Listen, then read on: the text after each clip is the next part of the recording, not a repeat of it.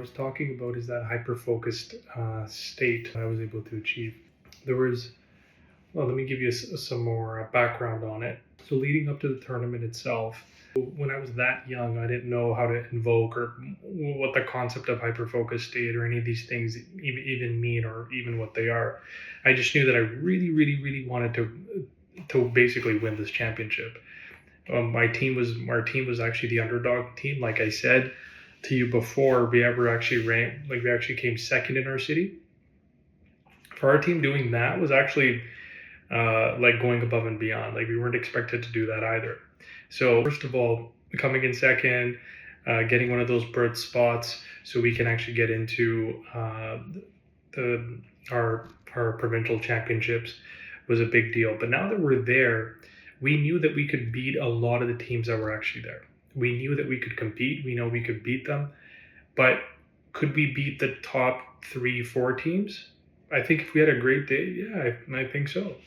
And so there was a specific team that we used to play. We actually went to their school for in that same season and ended up losing to them, I believe, either in the semifinals or the finals. Really, really good team. That team had their whole starting lineup was all club athletes and very well coached. Um, and they were actually in our pool. They were ranked higher than us. I think they were ranked like third. We might have been ranked, I don't know, seventh or eighth or something like that. And funny enough, in our pool, we're actually the bottom team. So the way it was divided at that time was each pool had three teams. And so we played our first game, which was against, I don't know, maybe the fifth ranked team or the sixth ranked team. And funny enough, that that team actually has one of the Canada's top players right now, Stephen Marr, and we ended up beating them. He's actually the top player in Canada right now. He represents the national team, and we ended up beating them. And then we ended up playing the other team that was ranked third, which we lost to, and it was a really really good team. And they were called St. Mike's. We hosted them in our school. We had like 500, people watching or 1,000, whatever it was, and we ended up losing the first set, and very very closely fought set. But ended up losing the first set, going into the second set. Like, hey, we can do this. Ended up winning the second set, pushed them all the way to the third set, and then ended up beating them in like a 15-13 or 15-12 in the third set. And as it was going on, I remember winning, but I don't really remember all the buildup from what our school was doing and what my colleagues or my friends were doing and my other friends that I have in other sports, how they were, supporting us and stuff like that. I have no idea what was going on there. It wasn't actually until we watched replays of it because my parents were recording and then we ended up watching the games afterwards, that I realized that there were that many people and there was so much going on. But really, as I got into undergrad, I ended up looking back to see like, hey, what did I do differently? And what actually happened is that was in grade 11, and we ended up, I was really focused, did really well the entire tournament. But in grade 12, I did well in some tournaments, didn't do well in other tournaments. And then same kind of thing when I went to undergrad, I decided I'm going to step away from sports. I'm going to focus more on education. And it wasn't until like third year of undergrad that I was able to get more and more focused again. But a couple of things that I took away from that experience towards the end of undergrad when I got a bit more mature was the fact that I was able to invoke something deep inside to get focused. It required something that was meaningful to me, and once I could figure that part out, I could get focused enough to really go above and beyond what I thought was actually possible. My next experience of that was actually a much more prolonged experience, but back in, I think a lot of young kids do this, but in undergrad, I made a commitment to myself that I'm going to work out every single day. And like I personally, I think I was very fed up on how I looked, how I felt, and maybe I wasn't getting the best marks during that time in undergrad. It's not as good as I wanted, at least. And this was an outlet for me. And I was like, you know what? I'm going to do this. If I can work out every single day for 1 year, I can cross that hurdle. I can do anything. And to my surprise, I was actually able to go to the gym every single day. And it was a full on journey. It was a full learning experience. First 3 months when I was working out, after the first 3 months, I hit a plateau in terms of how much muscle I was gaining, how much, like how heavy I could lift, and I realized that diet was my constricting and limiting factor. And 3 months after that, I realized that like how regimented I needed to be in terms of the amount of protein I was taking and how much water I was drinking, and incorporating some stretching. And eventually, but by towards the end of that 1 year, I was in the gym every single day for 2 hours, sometimes 3 hours. I would work out, I would play sports, and then I would stretch. Like sometimes I'd be in there 4 hours, 5 hours, and I wouldn't even know. I would be so hyper focused, and every day would be okay. I got to get to the gym. After I get to the gym, or I'm going to study or work, whatever it was I was doing at that time. But every 3 hours, it was like a mental clock. All right, I got to eat. I got to have a protein shake, or I got to get some food, or whatever it was. And I did that for a whole year. And it really is something that a lot of people wish they could do. And I did it just because I said, hey, I'm going to do it. And it was something that I really wanted to do, something that I really believed in, and I was able to accomplish it. And the next experience that I have had of that was when I actually got into optometry school. When I got in, I didn't really know if I was if I would actually survive, and like meet the standards that they really need to. I didn't know if I would pass my courses. I don't know if I would make it, from first year to second year to third year to fourth year. In hindsight, I had nothing to worry about, like absolutely nothing. I mean, now when I look at it now and, kind of share these stories with some of my associate doctors, or some of my staff, or some of the people that I'm closer with, they don't even believe that I would I would think like this. And now that I do think about it, I do kind of laugh at myself for actually believing that I might not actually make it through. I was definitely intelligent enough. I put in, all the effort that was required. I didn't do, I mean, even on weekends, I wouldn't even take days off. I wouldn't watch movies. I would work 7 days a week, and I would study 10 to 12, like probably 12 to 14 hours. If I only studied 8 hours one day, I'd be killing myself. Like, hey, why I'm only studying 8 hours, I'm gonna fail out and this and that. But I remember first year going in with that anxiety, not knowing how tough it's going to be. And oh my goodness, was it tough. Holy crap. My school used to give us 2 exams every week, and then there were practicals thrown in there, and quizzes, and it just felt like every day I got to get up and I got to get shit done, get up, get shit done. And funny enough, in my first year, I think we had a group of 7 or 8 of us that were friends. And after the first semester, like 4 of them, or like only 2 or 3 of them, actually 2 or 3 of us actually made it through the first semester. All the other ones had to redo the whole year. And I remember there was like 1 or 2 Canadians in there too. And that really freaked the hell out of me. So by the time second semester or first year came along, I was like, I don't even care. I'm not going to work out. I'm not going to, I don't care. I'm not going to restaurants. I can't spend time doing anything. All they do is warm my food, eat, study. And I wouldn't even go out for coffee. I would have those instant coffees. I would make that at home. And I did that for like years, up until even in fourth year, that's what I did.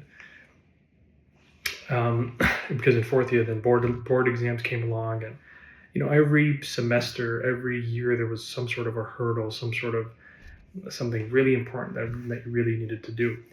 But I was extremely focused in 4 years of optometry school, and I don't really consider myself as someone who studies well, who studies smart. I had no study ethics. Like, my work ethic is good, but I really didn't know how to study. I didn't know how to get focused. and be very involved in the material that I'm looking at. This is not an art that I learned in undergrad. Even though I was very committed, I would go to the library, but it's not something that I think also when I was doing it in undergrad, I had this underlying thing that like undergrad is just so stupid and it's meaningless and the degree is not valuable. And funny enough, I still haven't picked up my undergrad degree, even though I did an honors double major medical science and biology. I thought it was the most useless degree. In hindsight, it's not. It's definitely a useful degree, but to me, it didn't translate to getting a real job. I could take that degree and freaking work at Tim Hortons. And nothing against Tim Hortons, but I just want to do something more. I want to own Tim Hortons or something more than just serving. Um, but that was my thing. And but so when I was an undergrad, I personally felt like I didn't have a purpose when I studied. When I worked out, when I had these goals, I had this thing like I wanted to look good. Okay, I wanted to feel good, and I wanted to do things that other people aren't doing and can't do, which is work out every single day and have a killer physique. And I definitely achieved it, and that really helped me propel and get back into volleyball as well. And as my physique got better, I actually started playing volleyball again and started competing against all these like tournaments from Canada and U.S. where you literally had like some national level athletes, that played in either Team Canada B team, or some played against some Indian nationals and stuff like that too. But really, really fun stuff. I had a purpose, I had a goal, and I could inspire myself to go all out, guns blazing. And I remember like I only used to play during the hour when I was an undergrad. I only used to play. Um, in terms of volleyball, I only used to play in not a drop-in league, but an actual league 1 day a week. That's it. And every other day I would just work out. And the tournaments I used to play in were primarily in the summer times. And when I used to go to these tournaments, I was playing against all the top teams had ex-varsity athletes. So they played in undergrad, they played in high school, and they played all the way in undergrad. And I never played for my undergrad team, but these guys did. And some of those players also were actively at that time either playing professionally or playing, trying to make it to Team Canada and stuff like that. And they would ask me on which undergrad I played for. I'm like, I'd never played for any undergrad, and a lot of them had a hard time believing it. But during that time, it went to show me that like if I really, because at that time it was almost like I was possessed, as if I got to prove to myself that I can get back into volleyball and I can play at the highest level. And it was not something that I actively kind of vocalized with everyone, but I low key kind of wanted to do it, and I wanted to play at a really, really high level and then leave it from my own will, as I felt like when I left it in high school, and leave it at the best time, and I felt like there was more that I could give to it. So when I was an undergrad, I had that purpose for sports, which really pushed me for doing the best that I can in working out, in playing sports, and achieving that. But when it came to the education part, I didn't really know that I wanted to get into from being a brown dude. All our parents' wishes are that we go into medical school, and funny enough, my brother actually did. So he gets into medical school. He's a year older than I am, so he got in before me. And during that time, I had no idea what the hell I was doing. And I didn't want to do medical school at that time. I personally, at that time, felt that I don't know if I'm smart enough for it. I don't know if I can work in a hospital. The residency part of it really threw me off. I really didn't want to do residency. And so it really left optometry and dentistry open. My mom's a pharmacist, and it's not something that she was recommending at that time. So I got two options: dentistry or optometry. Dentistry was something I shadowed, didn't want to do, and I chose optometry. And when I chose it, I wrote the OAT. Like people spend months. I just studied 5 weeks. I just wrote it. I'm like, I'm just going to write it. Whatever mark I get, I'm going to apply. I got a decent enough mark, applied. Wherever I applied, I basically got into the US. And once I got in, I was committed. That's what I want to talk about. For me, every time that I've actually wanted to do something that I could see how it can take me towards my ultimate goals, I was fully committed and I didn't need to do anything else. like I could naturally wake up and just run towards my goal. And I think I didn't have that in different aspects of my life. I didn't have that when I first started in undergrad. Even though I was taking all the science courses, I thought I was doing it because I'm trying to get into medical school. But deep down inside, I never really wanted to. So I didn't look at what the GPA requirements are. I didn't look at what the MCAT requirements are. Like what scores that are required. I didn't look at what courses are quote unquote required, because deep down inside, I really didn't want to do it, and I didn't have the passion for it either. So it just never made sense. So I could never get focused when I studied. But once towards the undergrad, I did 5 years of undergrad. Towards the fifth year, I personally committed to myself that, you know what, I know I suck at science. It's not my forte. I should probably do engineering. I should go into physics. I should maybe go into the corporate world. I don't know, but that's kind of where my strengths lie. I can communicate well. I'm a logical thinker. I'm good at physics. I'm good at numbers. So I should do something like that. Maybe become a CPA. But I'm like, you know what? I'm not good at science. So therefore, I'm going to do science because I don't want to do the easy things in life. I want to do the things that are tough in life. And once I made that commitment, I made it. And because I made it, I was accountable for it and I had to own that decision. So, all right, I suck at science, but you know what? Now I'm in optometry school. So I've moved from London to Pennsylvania, which is right, like in Philly. It was in Elkins Park, which is about 30 minutes from Philadelphia.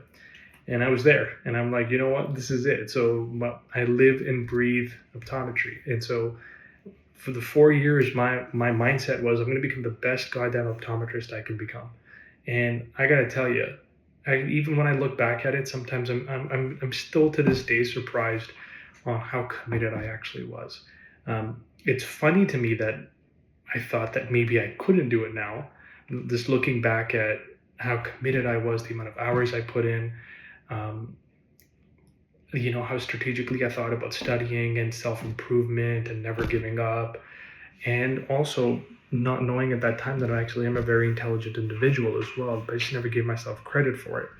Um, but specifically, I wanted to talk about this notion that if you if in your mind you're clear about what you want to do, then the effort that you can put in is probably going to be 10 times what you actually thought you could put in, what you could accomplish. I think David Goggins is a really, really great example of invoking something from within. He calls it Goggins. His name is David, but he's created this alter ego called Goggins. So whenever things get tough, Goggins takes over. And I believe during some periods of my life, I was able to invoke a different version of myself. And that's really what the theme of today's conversation was. Um, that you have, he calls it the 40% rule. That once, like when on average, when you think you're working really, really, really, really hard, and you're giving it your all, you're only getting out 40% of what it's actually there. You're still leaving 60% on the table. And imagine if you can actually invoke the full 100%. If you guys haven't watched David Goggins or don't know about him, I highly encourage you guys Google him, listen to his podcast, listen to his material. I stand by that guy and his work ethic. What I was able to really gather from those experiences is that it kind of reminds me back, David Goggins and these examples remind me of Kobe when he says that when his competition, they used to, let's say they wake up at 9 and they train from like 12 to 2, then they rest, and then they train from like 5 to 7, and they come home, eat, sleep, and then they rinse, cycle, repeat every day. And what Kobe used to do is like wake up at 3 and then work out at 4 to 6, and then come home, eat, and then he would go back. He would work from like 10 to 12, whatever it is, and then you'd come back, rest, and then work out again. You're back in the gym like 4 to 6, and then you do another workout in the late night. And if you are committed enough to basically put in 2x the work that your competition is doing at that time, Give that 10 years, there's nobody that can catch up to you. But you need to do something that you really believe in, and it needs to come from within. And I think that's the only way that you can actually invoke that other side of you that gets really committed to doing what they really want to do.